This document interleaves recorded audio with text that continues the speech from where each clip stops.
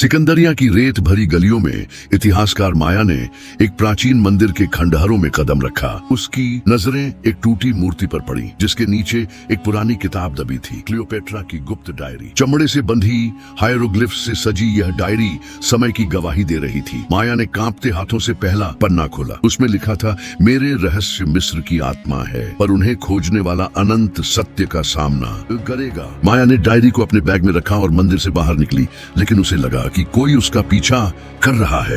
एक काली छाया रेत में बिना आवाज किए उसके साथ चल रही थी। उसने गति बढ़ाई और नील नदी के किनारे एक गुप्त पुस्तकालय में छिप गई। वहां उसने डायरी के पन्नों को पढ़ना शुरू किया। क्लियोपेट्रा ने अपने भाई टॉलेमी के खिलाफ साजिश, जूलियस सीजर के साथ गठबंधन और एक खोए हुए खजाने का जिक्र किया था जो मिस्र की शक्ति का स्रोत था। माया को एक कोड मिला, हायरोग्लिफ्स का एक क्रम जो नील के तट पर एक गुप्त मकबरे की ओर इशारा करता था। उसने पुस्तकालय छोड़ा और मकबरे की खोज में निकल पड़ी। रात के अंधेरे में वह एक प्राचीन दरवाजे तक पहुंची जिस पर अनक का चिन्ह था। कोड का उपयोग कर उसने दरवाजा खोला। अंदर एक चमकता हुआ पन्ना था जिसे डायरी में मिस्र का नेत्र कहा गया था। यह रत्न रहस्यमयी शक्ति बिखेर रहा था। तभी काली छाया प्रकट हुई।